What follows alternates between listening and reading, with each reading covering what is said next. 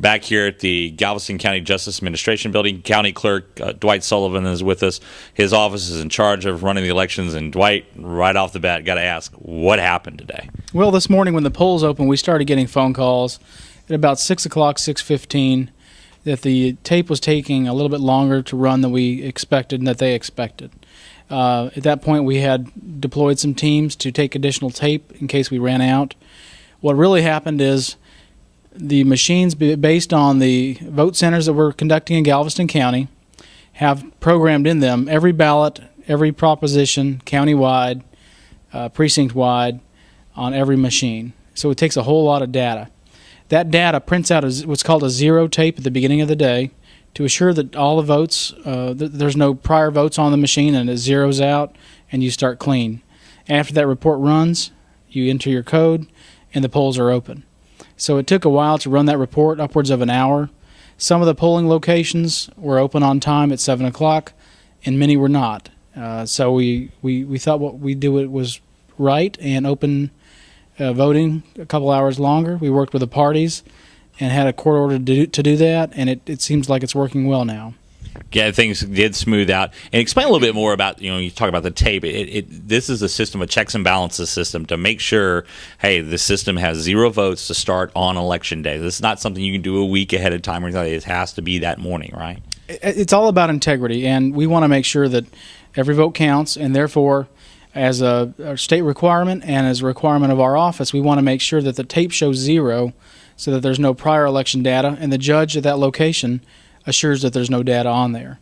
And because of that, it took a long time. We didn't anticipate it taking an hour or so. That's something that we just didn't anticipate with the vote centers, and nor did the vendor tell us about that. But we're making the most of it. We've had bipartisan help. We've had county commissioners from both sides working with us to get the word out, and the news media has been very, very helpful as well. And it's one of those things, too. In the old days, or I say old days, just even in the last election, it'd be precinct by precinct, and this would take place. It wouldn't take that long because there's not that many elections. And this time, or many races at a different precinct. In this case, you had 45 senators all having to do the same thing, and just took long. So I take it for the future, people are going to be having to start a little bit earlier to get the machines up and running. Absolutely. We've learned a lot in the county vote centers. We're one of the guinea pigs for the state of Texas as well. I think we're number 5 in the state that's done it. And this is just something that obviously we didn't know about, and so we're working through it, and we're making sure that every vote counts. So we've extended the polls to 8:54 p.m. today. So if you haven't gone out, you still have time to go out and cast your ballot.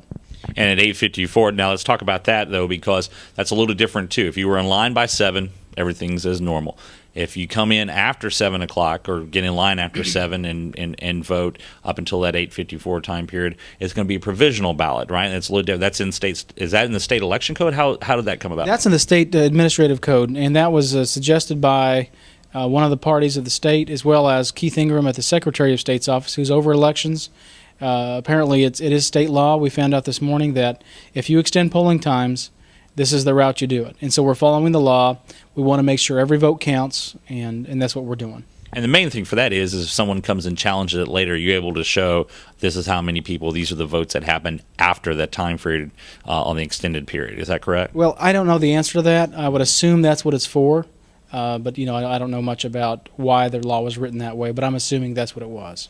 We've talked about the problems. Let's talk about the good things. Early voting went very smoothly and on near record. That's right. We had great numbers early voting, almost record turnout. I think we were 300 shy of meeting the 808 numbers. Everything went very smooth. The e-poll books were a hit. Everyone gets to vote for their own candidate, and that's what we want. We want to make sure every vote counts. And sure, it's going to delay it a couple hours tonight, but we want to make sure we're doing the right thing and that your vote counts. And the other thing is, how has turnout been today? Because such a huge early vote turnout. What's it been looking like today? What type of numbers do you think we're going to be seeing? The numbers today, I don't know the answer to that. We will find out at probably 10, 11 o'clock tonight, so I don't want to speculate on that. There have been some good turnouts, as I've heard, North County especially, and some in the lower county, and we will know tonight. We knew some long lines even at 7 o'clock and then a little bit afterwards, right? Uh-huh. All right. We thought that the spots that were going to be hot, and they were. We had the Civic Center in League City was, the last I checked, probably the hottest spot in the county. Nestler Center was hot. down here. Weiss was pretty good, as well as the community center on Broadway in Galveston.